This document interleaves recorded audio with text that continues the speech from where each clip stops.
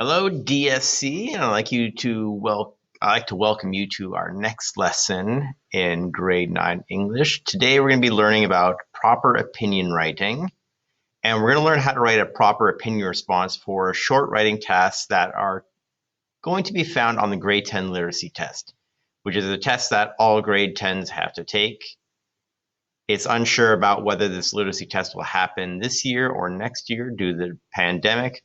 But just in case it is happening, I'm going to show you how to create proper opinion responses.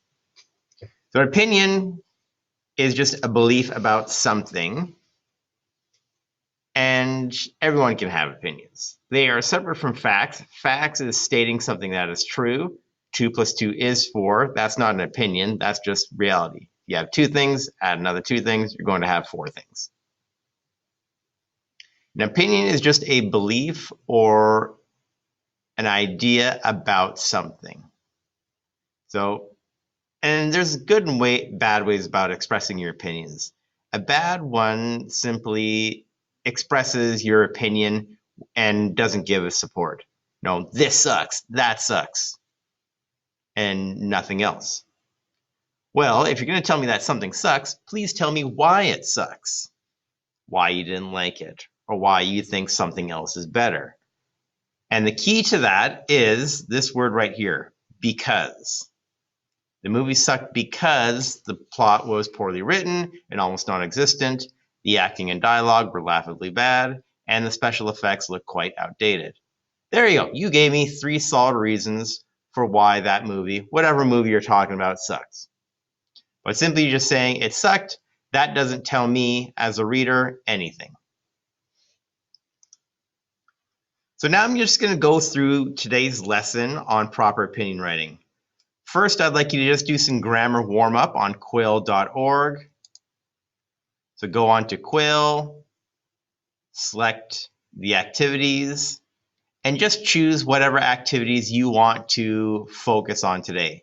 If you're struggling with commonly confused words like there, and there, you can start there. T-H-E-R-E. That's the right there. Or if you really struggle with commas, I got some activities on commas. Whatever you struggle with or want to learn about, do those activities, please. I'd say do that for 15 to 20 minutes. Task 2 is simply watching this video. Task 3 is a lesson. So a way to write a proper opinion response is to do what's called the APE method, A-P-E. And APE stands for answer, prove, and explain. It's an acronym. So if you're able to do that in at least 3 sentences, you'll have no problem. So what do they mean by answer? Well, you use words from the question to state your opinion on something. And I highlighted that in yellow here, right here. And don't worry, I have an example. So imagine our question is, what is your favorite food? You want to answer that in the first sentence. In your next 1 or 2 sentences, you want to provide facts and details to support your answer, or yellow. And then finally, in purple, you want to connect how those facts and details you provided are related to your overall opinion. And you can do that in a sentence or 2. So bare minimum, your short answer response should be 3 sentences. Just like a paragraph, your minimum length should be 5 sentences. This is not a paragraph. This is shorter than a paragraph, but it should still be at least 3 sentences long. So imagine our sample question is, what is your favorite food? A bad way of responding would be just to say, oh, my favorite food is pizza. That doesn't tell me anything aside from what your favorite food is. So a good answer would start off by saying, my favorite food is pizza because, that's the key word here, because of its delicious simplicity, meaning it's very simple, yet good. So that's my answer right there in yellow. So it's like my topic sentence right here. Next, we're going to prove. So I'm going to give you 2 reasons for why it's good because it's simple. It's so simple to make, and it can be topped with your favorite cheeses, and any number of toppings like meats and vegetables. So right there, you got cheese and your toppings. That's my first reason. My second reason is right here. It's definitely a simple meal that can be made by anyone who knows how to handle food and work an oven. So not only is it delicious, it's also very easy to make. So those two sentences are my proof in blue.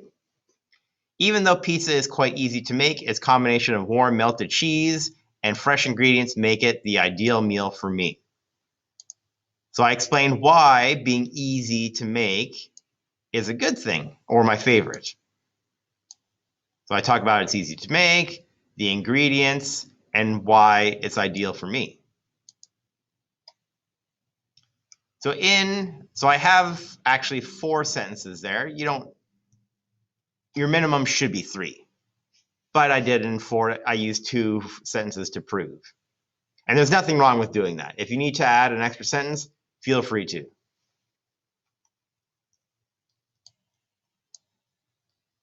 So I've given you guys 3 questions that I'd like you to answer. And they require no research. They're just about yourself. Identify an important issue that affects your home community. What is your favorite subject at school? Those are questions that only you can answer.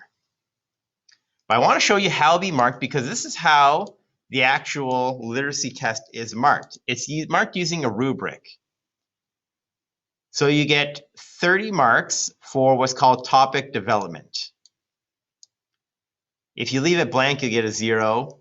If you give some information or your information is irrelevant or just really vague, you only get 10 marks. If you have some very vague or unclear ideas and information or ideas that are off topic, you'll get it 20. Now, a 30 is what you want to shoot for. If you have clear, specific, meaning precise or exact, and relevant, meaning on topic, ideas and information, you will get 30 out of 30 for topic development. So make sure your ideas are specific and relevant.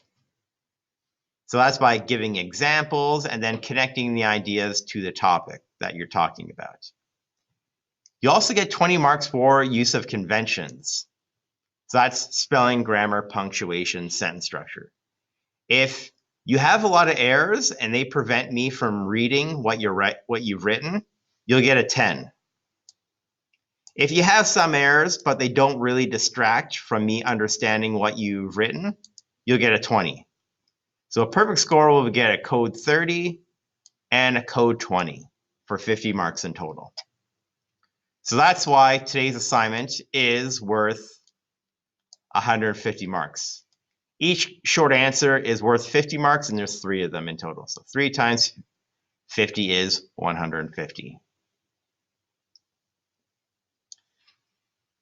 So here's the actual writing that you'll do.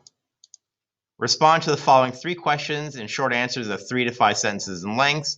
Remember, these are not paragraphs. These are shorter than paragraphs. If you did 4 sentences, that's fine too. Remember to use the APE method to create your response. APE method is shown right here in the colors.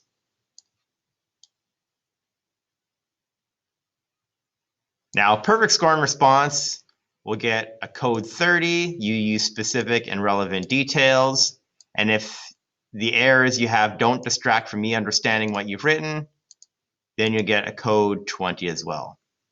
So you can get up to a 50 for each question. And I'll write in my response right here what you get.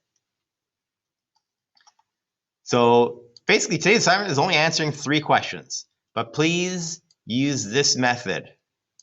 I do not want to see just my favorite school and subject is gym, period, because that tells me very little. That's fine if you're in grade 1, but we are not in grade 1 anymore, right, folks?